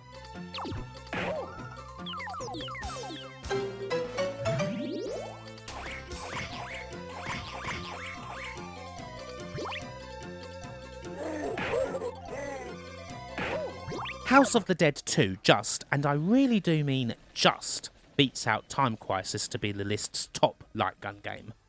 It was a close call. House of the Dead 2 may not have some of the more advanced mechanics that Time Crisis possesses, but this game was even more addicting. It's odd. The first one didn't make all that much of an impression on me, but everything was just bigger and better in the second, and it absolutely stuck. We took a holiday to the sunny resort of Calpe in Spain. House of the Dead 2 was in the local arcade, and I just fell in love with it. I must have spent half of the holiday playing the damn thing. Who cares about the beach when there's zombies to shoot and cheesy plots to enjoy? Ugh. Holidays abroad? They may be tricky to come by these days, but I would happily take a fortnight's quarantine if House of the Dead 2 was readily available.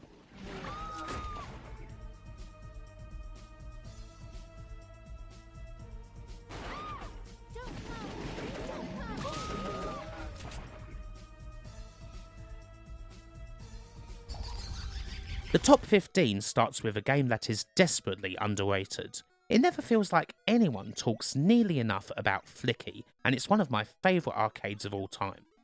Once again, it's nothing all that complex. You play as a big bird, you grab chicks who follow you in a big line and take them to the exit while avoiding cats and other ne'er-do-wells, and also throwing the occasional object at them. It is a bit odd in how skiddy the whole thing is, with Flicky jumping around in a way that's quite tricky to get used to at first, but once you do it feels so nice, and it's great to bounce around with Flicky, to do stuff with style, and to perform perfectly timed jumps that not only send Flicky over the enemy, but the whole line of chicks following you too. Because Lord knows it's easy to screw up, to have the cat take out part of your line, and for the whole carefully planned route you've got going through a stage to go utterly bloody wrong. This little bird is probably more famous for his cameos in Sonic games these days, alas, but his own game is absolutely blinding.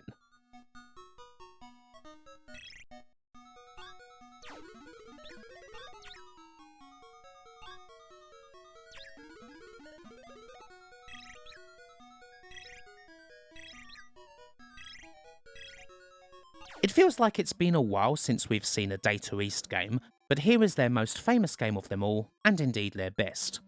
Aside from having the only infectious arcade earworm that can seriously compete with Bubble Bobble, Burger Time is a glorious affair of carefully manipulating the various evil non-burger related items who want Peter Pepper's blood, hopefully crushing them under a bit of burger that you've stomped on and sent falling to the next level, and using whatever tools you have at your disposal to help you construct a good burger, albeit one that has lots of tiny little footsteps over it.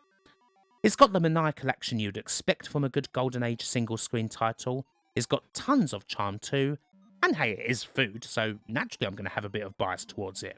It's a bloody good burger.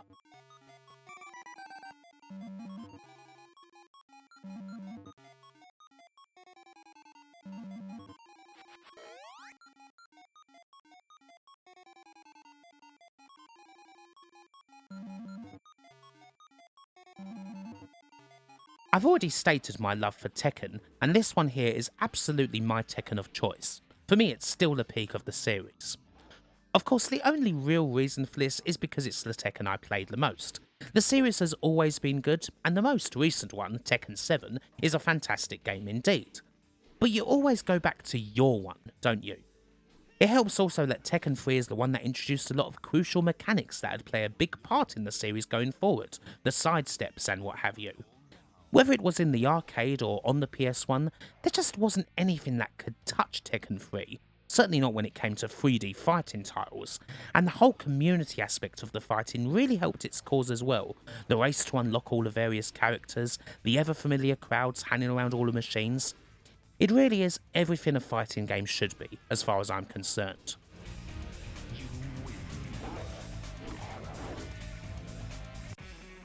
Round one.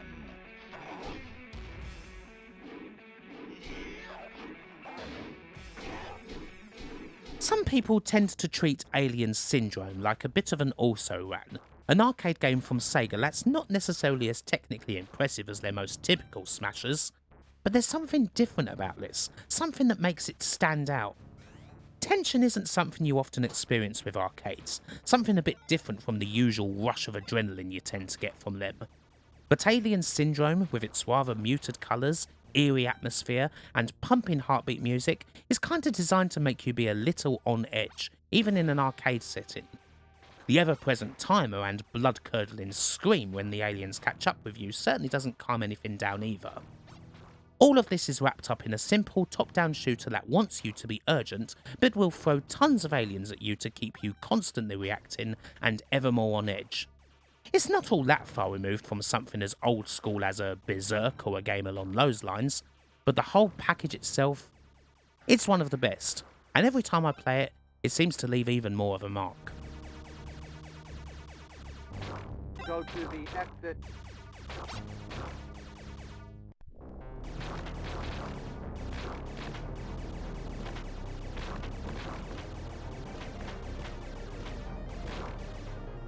Just outside the top 10, we have the golden game that for many is the best to never make it out of the arcade.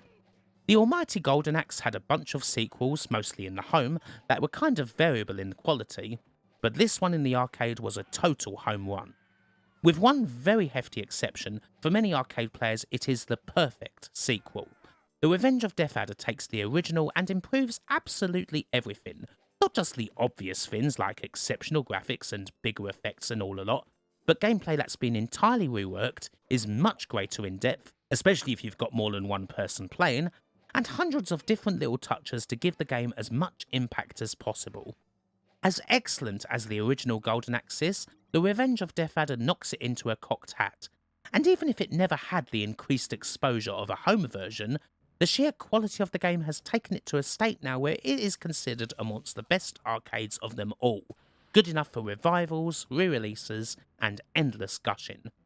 I can do little except add my own appreciation to the gush, for it is a next level title that is rather unfortunate not to make the top 10.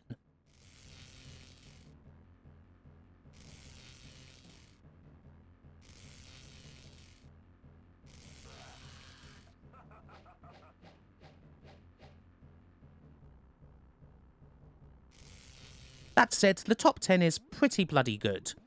We just talked a little about tension and a darker sort of arcade game with Alien Syndrome, but the darkest arcade game of them all has never been in question. It has always been, and always will be, Missile Command. Nothing else comes close. The game where, from the beginning, you're essentially dead, and so is everyone else. You're the last line of defence, desperately fighting off nukes and protecting these cities from annihilation for as long as you can, but kill screen aside, there's never a point where they're going to stop coming. If you lose and you haven't set a high score, the gigantic explosion and the words "the end" as opposed to "game over" leave little doubt as to what's happened. The end of civilization. It's the perfect Cold War game, and the aura of what Dave Furrell was busily crunching away at creating was enough to give him severe night terrors for a long time afterwards, constant dreams of seeing missiles black out the skies over San Luis Obispo. If you play this game for long enough, you might end up the same way. A priceless artifact not just of the golden age of arcade gaming, but of an entire precarious period of human history. It deserves to be considered one of the most important games ever released.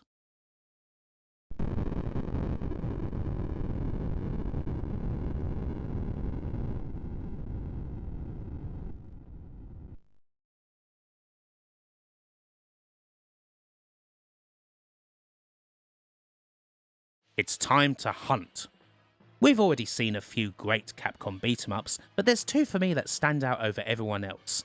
And even beyond the sheer joy of being able to play as the Predator and lay waste to thousands of aliens in the most glorious of crossovers, Alien vs Predator is a beautifully made example of the genre.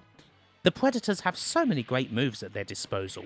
Dashers, uppercuts, discs from hell, all sorts of brutality with their claws and naginata, and obviously the signature shoulder cannon, especially good when you get hold of the Super Magazine and get to go absolutely postal for a few seconds. AVP does away with a bunch of the old trappings of beat-em-ups, special moves costing you a bit of energy and so on, and gives you a lot more freedom to do any move at any time, with the counterbalance being that you have to face so many more enemies, and the end result just feels so much better. I'm sure all of what I've said applies to playing the game as Dutch or Kuwasara too, but all of this excellent beat-em-up construction, plus you get to play as the Predator, this is one of the absolute best in the entire field.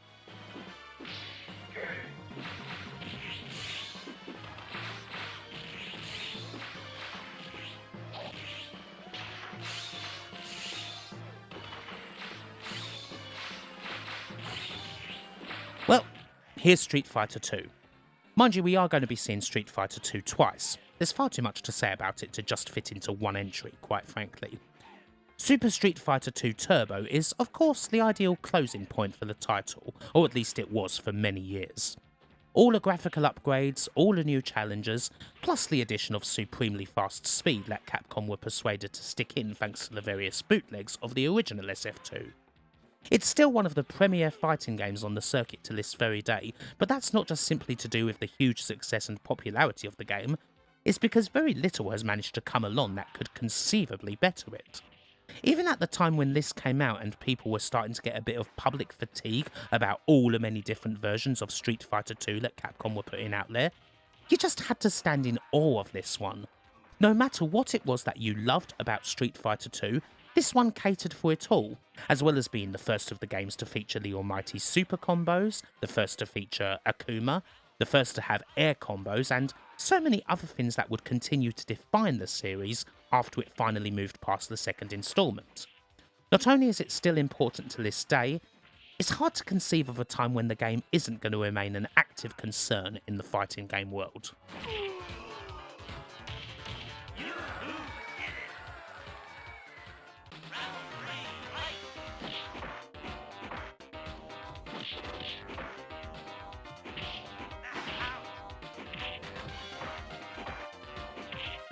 And here's my favourite Capcom beat-em-up. Cadillacs and Dinosaurs may not be quite as deep a beat-em-up as Alien vs Predator, and it may not give you the option of playing as the Predator, but this game for me was a case of love at first sight. It still represents Capcom at the very height of their powers. You do still get a load of moves, and you also get an absolute cackload of weaponry to use against the various goons, not to mention the little sequences when dinos can join in the fray either for or against you. But this was a right special one, to me and an old friend. We didn't know anything about the original Cadillacs and Dinosaurs license, and frankly I still don't, but this is one of the very few arcade games that I managed to beat legitimately, with his help and with a whole load of 20p's. It got to the point where I would go to the arcades just to play Cadillacs and Dinosaurs. Memories like that are a bit special and form a big part of why this is my favourite Capcom beat-em-up, but even if it wasn't for that, I think it would still be up there as one of the very best games in a genre the studio had absolutely mastered. It's too fantastic not to be, really.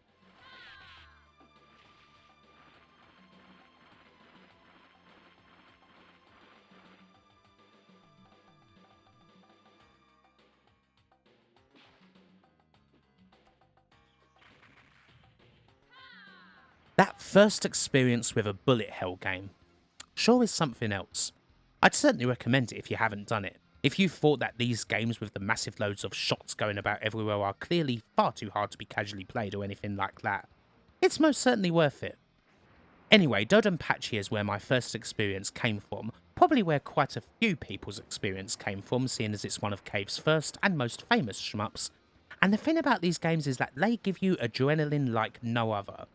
It seems like the amount of bullets on screen are insurmountable until you realise that only a couple of pixels on your ship are going to be affected by them, and from there you gradually get through the waves of bullets more and more, and it just feels fantastic.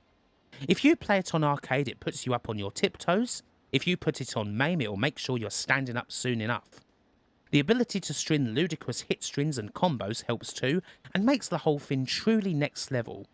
And before you know it, you want to have a look at damn near every bullet hell that's around.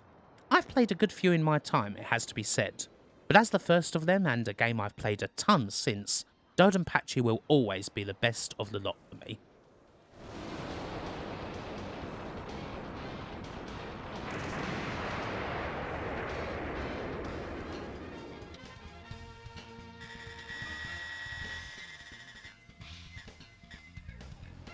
The top 5 starts with, something outrageous. How can this even be? Not only is this a sports game in the top 5, but it's a golf game in the top 5. Golf! Frickin' golf! Some of you might be going absolutely spare at such a notion, but Nazca's Neo Turf Masters transcends a sport that normally features little except middle-aged men pottering about freshly cut grass in their +4s. In Neo Turf Masters, golf is recast as the breeziest, most exciting and most welcoming thing in the world, and all it needs is a simple power bar system, one of gaming's catchiest soundtracks, a whole load of iconic sound samples, and some of the prettiest 2D graphics you're likely to find. To be honest, there is something intangible about it all.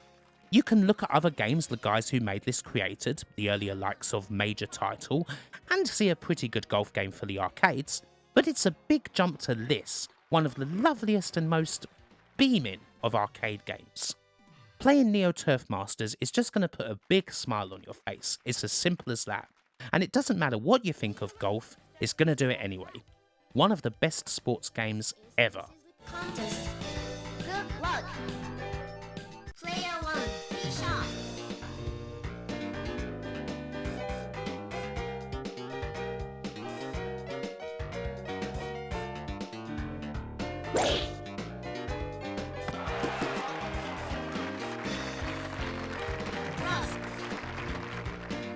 In at number 4, we have the champion of the golden age, the king of the old school arcade games.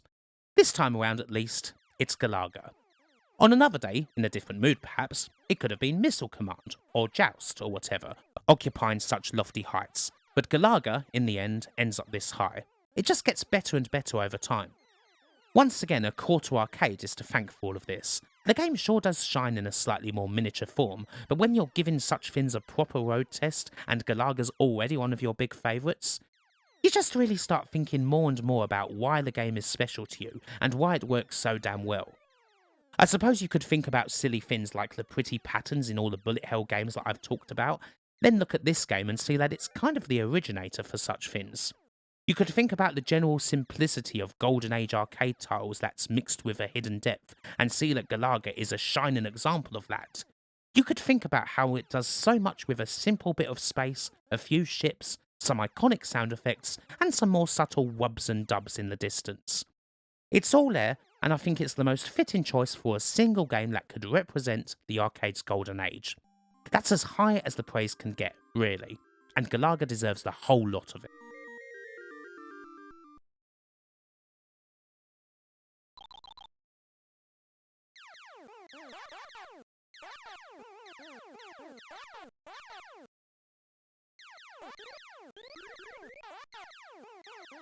Another burning question before we get to the inevitable top two, which you're probably wondering what the order of is going to be by now.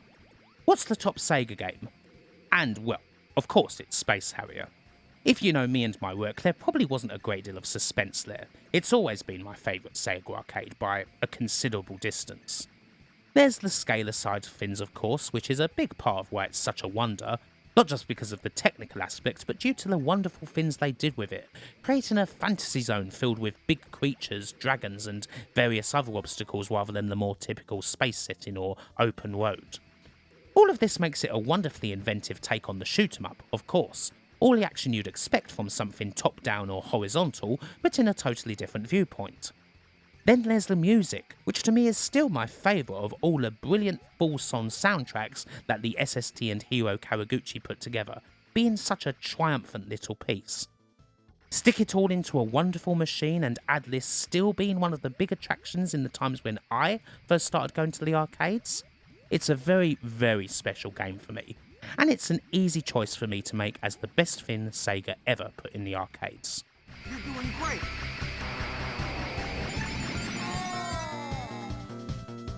Get ready.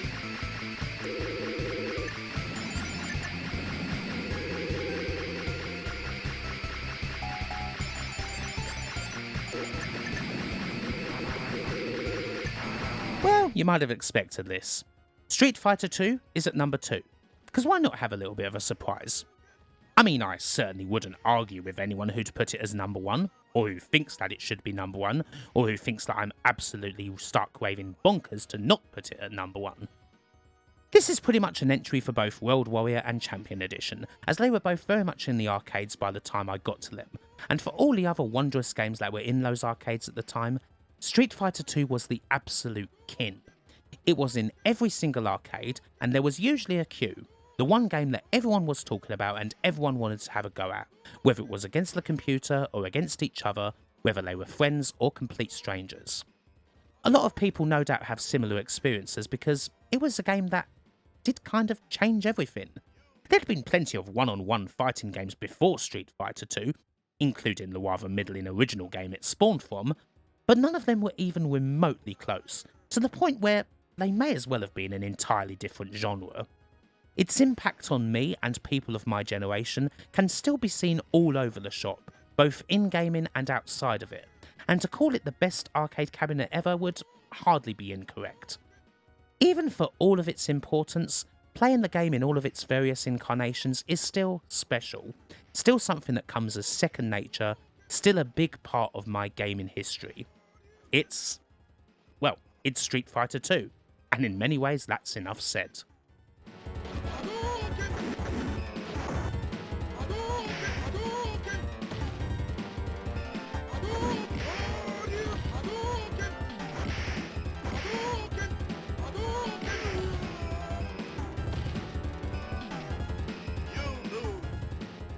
But in a list that does admittedly rely a lot on great memories and big sentimentality, it would feel wrong to put anything other than WWF WrestleFest at number 1. Even if it can't hope to compare to the runner-up's historical importance, this really wasn't in any doubt at all. In the end, the choice really came down to this. With the limited space that I have, if I had the choice of just one arcade cabinet that I could put in my home, an original one, which would it be? And the answer would always be, without hesitation, WWF WrestleFest. It is after all something that rather neatly combined all the things I was massively into at that time: going to the arcade, playing video games, and wrestling. The perfect game at the perfect time. Of course, it is an absolute banner of a video game. Technosa's title is a hefty improvement over previous efforts like Matmania and WWF Superstars, complete with a bunch of the day's biggest grapplers and a roster that rolls right off the tongue. Hogan, Warrior, $1 Million Man, Jake the Snake, Big Boss Man, Mr. Perfect, Earthquake, Sergeant Slaughter, Demolition, and the Legion of Doom. They're all represented so well, complete with their signature moves, so wonderfully crafted in 2D to a level that pretty much no modern WWE game could ever dream of getting near. The crunch of the DDT, the posing of the big leg drop, the earthquake splash stroke giant whoopsie, the "oh my god he's dead" of the LOD's Doomsday device. You've got the two different ways to play: the Speedy Royal Rumble for those who want a quick blast, and the main tag mode for anyone who wants to settle in for the long haul and reach a final battle with the dominant and unplayable Legion of Doom. And of course you've got all sorts of little details: the cutaways to Mean Gene interviewing the LOD, the one match that's in a cage, the snacking on danger and dining on death. More than any other game, every single little tidbit of this is written in my heart. So yeah, it's a magnificent game, and even without all the sentimentality, it would still very easily make the top 5. But all the memories attached to this game can't be ignored. I've played it every single place I've managed to find it, as a child and as an adult, for 30 years, and every time it is still the most satisfying experience. The sentimentality that often comes with a long-time wrestling fan also only gets stronger as the years go by, especially when one considers that of the original 12 guys who made up WrestleFest's roster, only 5 are alive today. Warrior, Bossman, Perfect, Earthquake, Crusher, Demolition, and both Animal and Hawk are now all gone. That's the slightly sad side of it all. But WrestleFest immortalises them all in many ways. They're always going to be as lively as hell right here. It's the perfect representation of my time going to the arcades, my time being a wrestling fan, and, well, my time finding the great things that I love to this very day, really. There could be no other choice for me as the #1 game. And with that, hopefully you've enjoyed this big old top 100, and you're going to go off and play some classic arcade games for yourself. Whether it's a typical call-up, a long-awaited revisit, or for the very first time, whether it's on an actual machine or on MAME, it doesn't matter really. They're special things, no matter what. Bye for now.